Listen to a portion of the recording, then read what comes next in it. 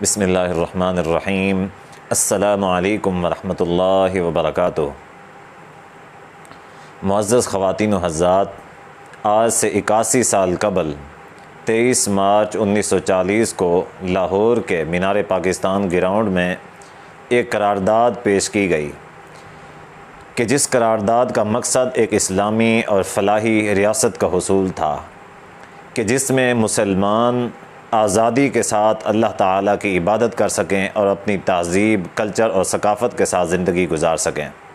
اس اسلامی اور فلاحی ریاست کا نام پاکستان تھا اور اس کا نعرہ پاکستان کا مطلب کیا؟ لا الہ الا اللہ تھا، یعنی کہ یہ جو ریاست کا حصول تھا یہ خالصتاً اللہ تعالیٰ کی توحید کے لیے تھا، یعنی دو قومی نظریہ، ایک ہندو اور ایک مسلم، اور جو ہندو تھے وہ بت پرست تھے اور جو مسلمان تھے وہ خالصتاً اللہ تعالیٰ کی توحید کے قائل و فاعل تھے۔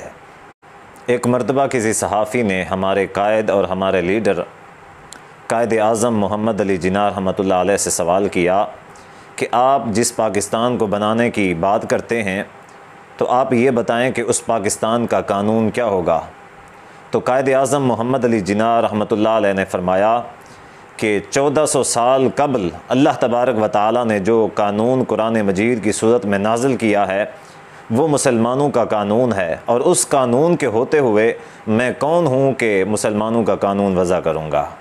تو کیا آج ہمیں نظریہ پاکستان یاد ہے کہ جس دو قومی نظریے کی بنیاد پہ ہم نے ایک علیحدہ وطن حاصل کیا تھا، قربانیاں دے کے، اتنی محنت اور اتنی جدوجہد کے بعد اپنے مال قربان کیے، اپنی جانیں قربان کی، اپنا وقت دیا، اپنی ہر چیز قربان کی، اور ایک علیحدہ اور اسلامی اور فلاحی ریاست کے حصول کے لیے لا الہ الا اللہ کے نعرے پر حاصل کیا ہوا جو ہمارا ملک ہے، آج اگر ہم اس پہ نظر دوڑاتے ہیں تو ہمارے اس ملک کی کیا صورتحال ہے؟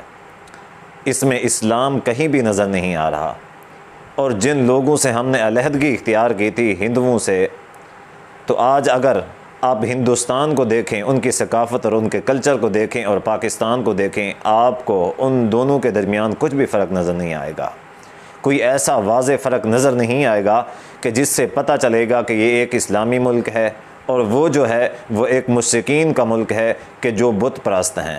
یہ وہ اسلامی اور فلاحی ریاست ہے کہ جس میں مسجدیں گرائی جا رہی ہیں، مندر اور گردوارے بنائے جا رہے ہیں، سود کے معاملے میں حکومتی سرپرستی حاصل ہے، اور اگر یہاں پہ آزادی ہے تو سود کا کاروبار کرنے والوں کو آزادی ہے، اگر آزادی ہے تو زنا کے اڈے چلانے والوں کو آزادی ہے، اور اگر آزادی ہے تو بے حیائی اور فحاشی کے کام کرنے والوں کو آزادی ہے۔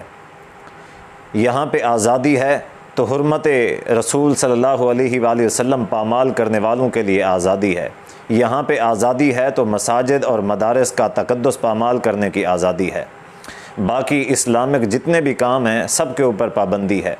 مساجد کے اندر پابندی ہے، مساجد کے سپیکر کے اوپر پابندی ہے، علماء کے اوپر پابندیاں ہیں، اسلامی قوانین اور اسلامی نظام کے اوپر پابندی ہے۔ تو دیکھیں کہ ہم آج کس موڑ پہ کھڑے ہوئے ہیں۔ ہمارے جتنے بھی مقاصد تھے، ہماری جتنے بھی قربانیاں تھیں، ہماری جتنے بھی محنتیں تھیں، سب کو ہم نے رائیگاں کر دیا ہے، اور وہ قومیں کبھی بھی ترقی نہیں کر سکتی کہ جو قومیں اپنی تہذیب اور اپنے مقاصد کو بھول جایا کرتی ہیں۔ اور یہی بات اللہ تبارک و تعالیٰ نے قرآن مجید میں فرمائی ہے، ان اللہ لا یغیر ما بقوم حتی یغیروا ما بانفسہم۔ تب تک اللہ تبارک و تعالیٰ اس قوم کی حالت نہیں بدلتا کہ جب تک وہ قوم اپنی حالت بدلنے کی کوشش نہیں کرتی۔ تو آئیے آج سے ہم عزم کرتے ہیں، آج سے ہم ارادہ مصمم کرتے ہیں کہ آج کے بعد ہم نظریہ پاکستان کو یاد رکھیں گے، جو دو قومی نظریات تھے ان کا فرق واضح کریں گے، اور پاکستان کو ایک اسلامی اور فلاحی ریاست بننے میں ہم اپنا کردار ادا کریں گے۔ پاکستان زندہ باد، اسلام پائندہ باد۔ والسلام علیکم ورحمۃ اللہ وبرکاتہ۔